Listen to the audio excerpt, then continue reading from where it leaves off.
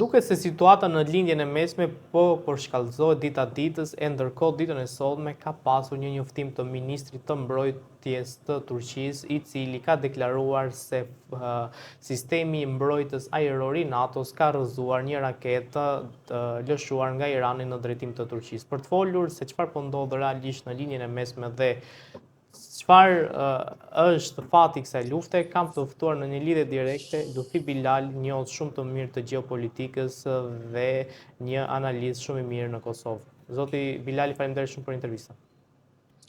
Përshëndetje, Gurian. Respekte.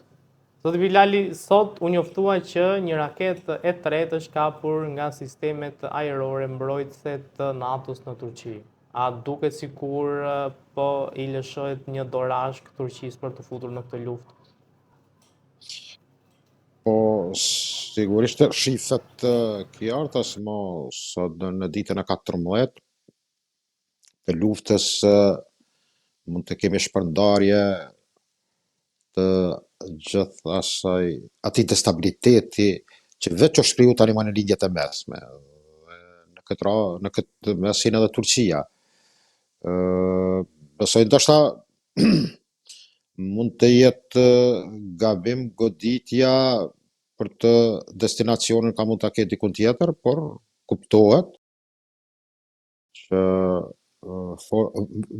forcat e mbrojtjes së NATO-s, forcat kundërajrore, kanë kapur këtë raketë dhe kanë shkatruar.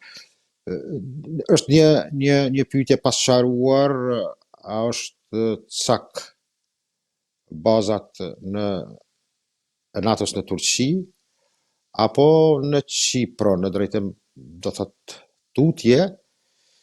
Mendoj që hajde për momentin le ta marrim që mund të jenë të dyjat, edhe Qipro edhe bazat amerikane në Turqi. Por mendoj që qëllimi është dikun tjetër, të ngacmohet, të provokohet Turqia që të hyjë në luftë dhe të bashkohet asaj aleance e cila realisht duket momentalisht të përbër vetëm nga SBA dhe Izraeli. Mendoj që këto është poenta. Por nga deklaratat e politikës turke, shifet që më njërat kanë një reagim të qartë, por ndonjëherë të përmbajtur dhe nga telefonatat që ata kanë me kolegët e tyre në Iran, shifet që ata demantojnë që cak ka qenë ose goditja për t'ju bërë shtetit turk, edhe pse bazat gjenden në territorin e Turqisë. Mendoj që ende është herët të flitet që Turqia mund të jetë shteti i cili ta quaj kështu mund të kundërpërgjigjet Iranit. Besoj që politika turke ka hatu lojën e djallit dhe di fare mirë se ndoshta mund të jetë një lloj skenari përgatitur qëllimisht. Por këtë turqit besoj që nuk ju del nga mendja. Zoti Bilali, sa shanse ka që Turqia të futet në këtë luftë? Mendoj për momentin ka qenë duket një ftari para 2 netësh me AK-partajt i partisë për drejtësi dhe zhvillim të presidentit Erdogan, i cili troq ka dhënë citatin që Izraeli dëshiron ta pushtoj lindjen e mesme dhe tenton që të na fusë në luftë vëlla me vëlla. Por e ka kot. Kjo nuk do të kaloj. Po flas citati i tij është tamam. Mendoj që gjasat janë vetëm qofse Irani haptas deklaron që është në luftë edhe me Turqinë.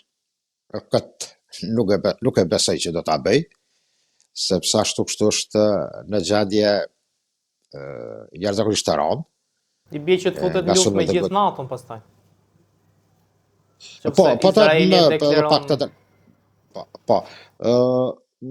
Mendoj që Ajneni famshëm paragrafi 5 i aleancës se me thonë, ajo Bibla tyre, ta quaj, ose Kurani tyre, e parasheh që kjo alianca mund të veproj me këtë nen. Por do jetë vështirë të vi deri tek ky intervenim, sepse do të krijon pastaj alianca të cilat do marrin kajen proxy të Iranit me Iranin, kam fjalën që nga Federata Ruse apo edhe Kina, Pakistani, Indonezia mund të jenë shtete të cilat Korea e Veriut, dhe do thotë do hym në një rrugë e cila na çon te ajo ku nuk dëshiron askush, që shpesh frikë shumë e thojmë luftën e tretë botërore. Zoti Bilali, a mendoni që Shtetet Bashkuara të Amerikës e kishin me dëshirë këtë luftë apo u shtyn nga Izraeli dhe u futën në luftë ndoshta pa e menduar shumë mirë dhe forcën reale të Iranit, pasur parasysh dhe zgjatjen e kësaj lufte, përndryshe nga çka deklaruar Donald Trump, që gati çdo ditë del thot sot kapitullon Irani, nesër kapitullon Irani. Po më duket që ka pas një presion Trumpi dhe nuk është rastësisht i ardhur në krye të Amerikës, as në mandatin e parë, po sidomos në këtë të dytin.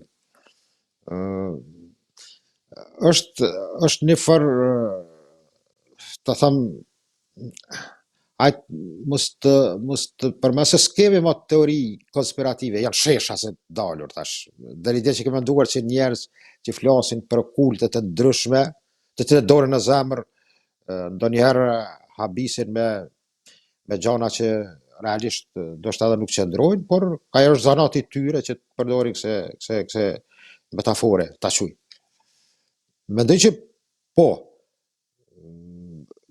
ju kujtohet para dikon një muaj, mos ma tepër, që në momentin ka qenë informacioni që do goditet, ishte një ditë e premte, mes të premtes dhe shtunës, që brenda 24 orëve do goditet Irani. Por strategët dhe sidomos shërbimi inteligjent amerikan ka dhënë instruksione që është rrezikshme do kjo goditje. Dhe është tërhekur pastaj erdhëm deri te 28, i cili ka qenë edhe vizita e atij kryeministit të Izraelit, i cili ka shkuar në Sheba. Më duket ka qenë vendimtare për ta bindur, ndoshta edhe për ta kërcënuar, që do hysh në luftë. Armagedoni është një citat i cili përmendet shpesh, i bazuar në Biblen e re, e cila në një farë mënyrë onjëllorët në Amerikë, të cilët janë të 3 milion votues besnik të republikanëve. Sipas librit të Gjonit 16:16, ata parashofin që do vije kjo dita, bile është një pjesë në veritë e tokës e Palestinës apo Izraelit të sotshëm, që sipas tyre do sjell ardhjen e ditës së kopshme. Dhe kjo në një farë mënyre, këto liturgji, ta them fetare, të cilat përdoren qoftë edhe nga pastorët në zyrën ovale, ku e bekojnë dhe luten për Trumpin, është një moment shokues që rrezikon që situata të dalë jashtë kontrollit dhe të kemi ndonjë goditje e cila mund të jetë një lloj kataklizme për gjithë njerëzimin. Meqense njerëzit tu kuptojnë kur goditja me ndonjë efekt bërthamor, nuk është pjesë që lokalizohet, dërgohet vetëm për një shtet apo një qytet apo një pjesë të një vendi. Dhe kjo është rrezikshme që pastaj të marrin hovë të gjitha vendet që njihen sot dikun janë nën, me përjashtim të Izraelit që nuk pranon, po hyn në këtë grup, do thotë nën vendeve që janë fuqi atomare. Dhe kjo do të paraqet pastaj rrezikun zinxhiror. Por te pyetja juaj të them, besoj që hyrja në një luftë të tillë jo që Amerikanët s'kan kapacitetet të dërmojnë Iranin, por është një histori tjetër që në Iran është një mit i vetëflijimit që historikisht më duket Mongolët dhe Aleksandri i Madh dhe Mongolët kanë pasur vështirësi, mos flas për pushtues të tjerë, e cila ka një relief Irani jashtëzakonisht të thyer dhe është vështirë të arrihet ai caku apo parashikimi që lufta mund të ketë fundin e vet me fitues të këra, meqense mendoj që kjo tash varet nga shumë faktorë deri te ardha e përfundimit të kësaj lufte. Por me një fjalë, më duket që Trump ka qenë i detyruar të hyjë në këtë luftë. Zotit Bilali, çfarë e bën Iranin kaq të fortë dhe po themi me një lloj armatimi ku edhe SBA, e cila po themi është forca e parë numër 1 sa i përket forcës armatimit dhe teknologjisë, le të themi, dhe kombinuar dhe me Izraelin, e cila po ashtu ka një lloj force të sofistikuar, sidomos në inteligjencë, që t'i rezistoj kaq shumë Irani dy fuqive, le të themi, mjaft të forta të globit. Më duket që Irani është përgatitur me dekada, dukun 2-3 dekada s'paku. Irani është një vend i cili mbi 40 vjet jeton nën sanksione. Do thotë rrallë kush kësh mund ta përballoj këtë situatë të tillë, por përgatitja e Iranit për këtë ditë më duket që është e planifikuar dhe organizuar jashtëzakonisht me një strategji të habitshme, mund të them. Irani ka dy leve jashtëzakonisht të fuqishme, që njëra është armë ekonomike dhe tjetra ushtarake, flas për armët ballistike dhe atë armën ekonomike ngushtisjen e Hormuzit. Dhe që të dyja këto me duket në farë mënyre kanë prishur hesapet ndoshta edhe të strategëve amerikan apo izraelit, që Irani mund të pushtohet lehtë apo të goditet dhe të bjetë para aktit kryer edhe me ndryrimin e regjimit. Duket një mostër e tillë ka qenë Venezuela, që ka habitur dhe ndoshta kanë gazllyer në një farë mënyrë administratën amerikane, që të kapet kryetari i shtetit të rëmbehet brenda 20-30 minutave. Dhe ky model i shijes i ëmbëlsirës amerikane nuk ka mund të aplikohet në Iran. Menduan ta provonin dhe me Iranin, thua ti. Po, një farë lloj mostre të tillë. Dhe kjo ka qenë një gazëllim, më të them, ndonjëherë nga vetë ai disponim apo vetë kënaqësia që ndonjëherë njeriu kur mendon që është më i fortë. Dhe kjo më duket që ka një gazëllim i tepërt ka hasur në diçka që është kthyer ndoshta një kundërpërgjigje që do marrë mend histori. Po që se njerëzimi arrin të shpëtoj katrahurës pa u prekur butoni atomik. Dhe në këtë drejtim mendoj që qelsi apo fshëtësia e tërë kësaj duhet të parë jo në dobësinë e forcës amerikane. Të pajtohemi që se të ne shqiptarët kur him të bëjmë një analizë të tillë, mendohet që po kjanim për dikon, ne po flasim për disa fakte të cilat janë mund të them të prekshme, dhe nga të gjitha këto nuk flasim për atë çështjen e tifos koti, sepse bile zëri ynë qoftë nga Prishtina nga Tirana nuk shkon më shumë se te malet e Dajtit apo te bjeshket që ne i quajmë këtë të srelcit. Dhe kjo mendoj që ka një realitet kur flitet në mënyrë empirike dhe shkencore se kush është Irani dhe ku ekziston, mund të them, argumenti më i fuqishëm për një kundërpërgjigje të tillë apo një rezistencë të tillë që bëhet. Mendoj që këto janë dy elemente të ngushtica e Hormuzit, arma jashtëzakonisht e fuqishme, e cila nuk pushtohet doti, edhe pse ka 21 mil apo 48 kilometra gjerësi, mirë po është një pikë e cila shkakton krizën globale në gjithë botën, sidomos sa i përket lëvizjeve të çmimit të karbonatëve të naftës dhe derivatave të saj përcjellëse dhe gazit, kuptohet natyrisht që 20-25% xhirret dhe importohet nga kjo pjesë. Dhe këtu mendoj që ndoshta është problematika, me se dje kemi goditje ta lidh atë me Turqinë, vetëm një herë të tregoj që ka qenë goditur në Erbil, në pjesën veriore të Irakut, kontingjenti francez, një bazë franceze, ku është vrarë një francez dhe 6 të tjerë të plagosur. Tash edhe këtu nuk dihet kush ka mundun sepse dëshirohet të tërhiqet dhe koalicionin amerikan të goditen ato shtete dhe pastaj të mirët si alibi arsye që të jenë krah aleancës sikur në rastin e Irakut 2003. Dhe këtu mendoj që shifet një taktikë e tillë e cila është lehtësisht e kuptueshme. Por te Irani do thotë me këto dy elemente janë, siç thash, ato forcat apo mund të them kapacitetet e saj, të cilat mund ta lodhin arbikun. Dhe kjo po shifet edhe në teren. Zoti Bilali, Mustafa Khamenei është lideri i ri i Iranit. Çfarë pritet të ndryshojë me ndryshimin e liderit?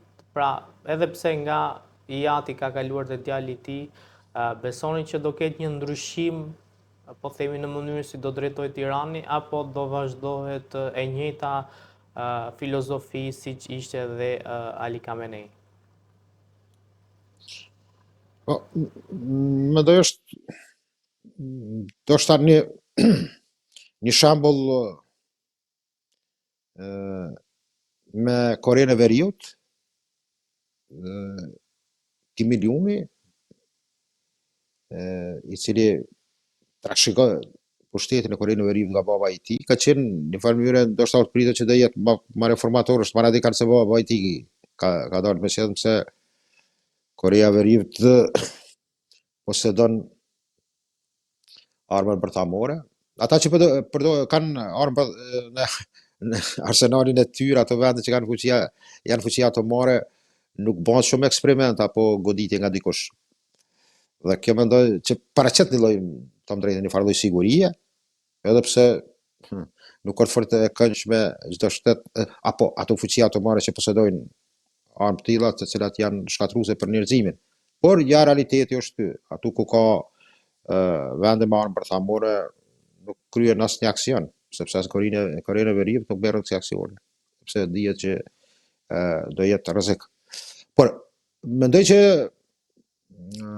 Mujaba Khamenei, djali i dytë i Khameneit, ka 4 djemë dhe 2 vajzat e tij, është një figurë e cila bën pjesë në elitën e shkolluar në Koma, një qytet 150 kilometra në jug të Iranit, ku elita, mund të them sheite,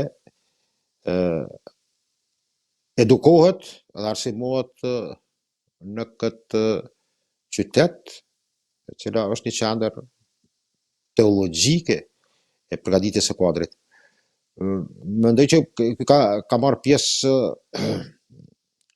edhe në luftën dhe ka u hequr pastaj më vonë Besajgjit, policinë vullnetare, jashtëzakonisht të shpërndar në tërë Iranin, dhe kjo figurë e tillë më duket që është nga trashëgimia që vjen pas goditjes që bëva në 28 të shkurt, të babait e tij, ka vdekur nana e tij, babai, gruaja e tij, dhëndre, motra dhe nipi. Do thotë një pjesë të tërë të familjes ka humbur, dhe mendohet që të jetë më liberal. Nuk e besoj, nga se ajo fetfaja brenda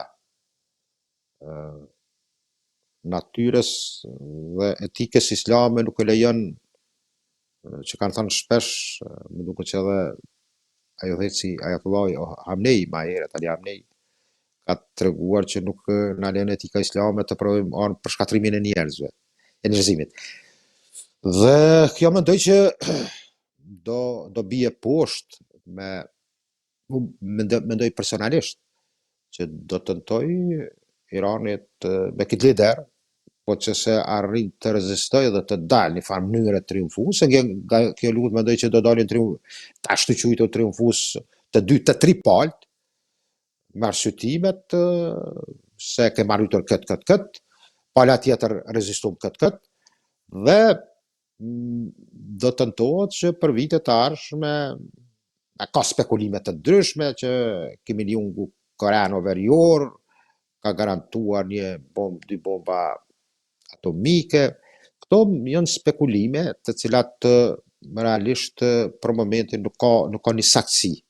Por një problem tjetër që ndron te kjo figurë e cila mund të jetë sakjarshëm i goditjes, flitet për plagosin e tij, në luftë kuptohet ka dhe propagandë si nga njëra apo edhe bala tjetër, por ende nuk ka dalë, nuk e kemi një fotot e tij të drejt për drejt në televizionet iraniane, me që nuk është ko luftë edhe mund goditet, sepse paralajmërimet janë të tilla që kërkohet koka tij. Bile Trumpi ka deklaruar ma herët që është zgjedhur pa pëlqimin e tij. I shifkem deklarata nga Trumpi ndonjëherë që janë jashtë normales. Një lloj bote paralele, cila sa i ka thonë unë do marr pjesë në zgjedhjen e liderit të ri. Aja është asambleja e ekspertëve. Është një shure, një konsult që bëhet mes njerëzve që kanë epitete fetare dhe përgatitje të lartë fetare, që pasaj ka thënë një metodë, një lloj shure që në përkthem paraqitet si lloj konsulte, e cila në dorën e zemrës është jashtëzakonisht interesante. Zgjedhet me i miri nga të mirët. Sepse ndonjëherë vota mund të sjell në sistemin, po nuk po i tash në çështje sistemore, por mendoj që kjo formë të tillë e këtu tash Trumpi ka paraqit, ka pas dëshirë që në 24 orë të bëhet musliman. Ta them me metaforë kështu. Por është ta çoj kështu ajo metodë. Me një fjalë ta përfundoj, ky lider është relativisht i ri dhe besoj që edhe në decenjet e ardhshme do ketë edhe lindja mesme prap problemet të cilat do kemi episod të tretë. A është Irani e vetme në këtë luftë apo po ndihmohet nga shtetet të tjera? Kam parasysh këtu një miqësi me Kinën apo dhe me Rusinë? Ja, realisht kemi një përkraje të dy fuqit, edhe ruse edhe kineze, kanë qasje në informacione, në GPS-at e tyre, nga hapësira, nga satelitet e tyre, më duket ma shumë kinezët, po jashtëzakonisht e heshtur. Kinezët veprojnë me një strategji jashtëzakonisht interesante, nuk janë glamoz, duket që ato nuk janë askund i pari ato, po janë realisht brenda në Iran, qoftë me elektronikën e tyre, qoftë me instruktorët e tyre, të cilët mendoj e kanë jetike të jenë në Iran, nga se do ditë nga kjo pjesë marrin 5.6 milion fuqi barel, nga 20 milion të fuqisë së barelit që çdo ditë qarkullon për ngushticës e Hormuzit. Dhe është interesant edhe Japonia, kryeministri i tyre ka dalë kundër, sepse ekonomia e tyre, industria e tyre varet duket nga afër 2 milion fuqi barel që marrin nga Irani dhe 75% të naftës nga kjo pjesë. Dhe jo vetëm nga Irani, por nga vendet e xhirit, po kalohet nga kjo pjesë, nga kjo ngushticë. Dhe mendoj që Kina është akteri kryesor, pa lënë anash edhe rusët, të cilët mendoj që janë jashtëzakonisht aktiv, bili ka qenë edhe një me duket e CNN-it para 2 vite një lloj raportimi që në komunikimin e të saqeve në vendet e gjirit, po edhe ma larg, sidomos marrëzimin e një 3 avionëve në Kuwait amerikan, më duket që rol ka luajtur shërbimi informacionit ruse në këtë. Edhe dje në Irak ka më duket një rrëzim të një aeroplani tanker. Ky aeroplan, mund të them drejtën, është i tipit KC-125, unë fali 135, i cili furnizonte avionet në ajër, vetë komanda qendrore për linjën e mesme ka dhënë informacionin prapë që është rrëzuar dhe thuhet që është aksident i tillë teknik, çdo herë kur ka humbje, pastaj gjitet një emër tjetër, por sidoqoftë kjo është area ona zyrtare e tyre që do thotë të dy aktorë, dy fuqit, të cilat janë të interesuar jetësisht që ta lodhin Amerikën, që duket në një pikë kanë arritur deri dikun, dhe ta studiojnë mirë taktikën ushtarake për fronte tjera, që do jetë në paqësor atje, në çështjen e Tajvanit, kanë arritur do thotë që të jenë ata të cilët me këmbgulje ta mbrojnë BRICS-in, sepse është jetike, një rrugë, një brez për ekonominë kineze. Besoj që këtë lufta në një farë mënyrë është në raportet e dy gjigantëve. Do thotë në lidhjen e mesme nuk bëhet luftë për tokën e Abrahamit, bëhet luftë për naftë. Zot Bilali, kam dhe pyetje të fundit, e ka të bëjë me një lajm që ka ardhur nga Serbia ku thuhet se ajo është furnizuar me raketa të blera nga Kina. Kemi ndonjë informacion se çfarë raketash janë dhe pse po armatoset Serbia? Po ndoshta është lajmi më i keq për vendet fqinje në regionin e Ballkanit, sidomos për ne shqiptarët, po jo as pa pak për bosnjakët dhe kroatët. Serbia në inventarin e tyre ka rritur të ketë një investim jashtëzakonisht, një blerje senzacionale të CM400 AKG-s, MKG-s, e cila është një raketë ajër-tokë dhe nxitet në hapësirë në platformën e MiG-29-shit. Kjo më duket që ka zgjuar një reagim, që Serbia nuk ka pas deklarata zyrtare, duket një kanal televiziv kroat ka tentuar të kërkojë një sqarim zyrtar në qeverinë e Serbisë, por përpos duket një analist i ushtarak serb, i cili po ka pohuar që kjo është blerja e cila në të tipit të tillë të raketave të CM 400 AKG është e para në Evropë që ka një raketë të tillë që nga mohu i 5 herë shpejtësia e zërit, 7000 km/h, kalon në tipin supersonik. Ka platforma MiG-29. Kuptohet Serbia në flotilën e vet i ka 14 MiG-a 29, 6 rus, 4 bielorus dhe 4 nga ish armata e Jugosllavisë. Do thotë 14 MiG-a të tillë, të cilët me riparimin e tyre kanë arritur të arrijnë një stad i cili jashtëzakonisht paraqet rrezik, dhe kjo raketë e cila efektive është 170 km efektiv. Ka shumë të tjerë që prognozojnë që arrin aftësinë gjujtëse në distancë 400 km. Mendoj që paraqet një rrezik jashtëzakonisht të madh Dhe mendoj që ky përforcim i tillë me armë të tilla dhe me hakun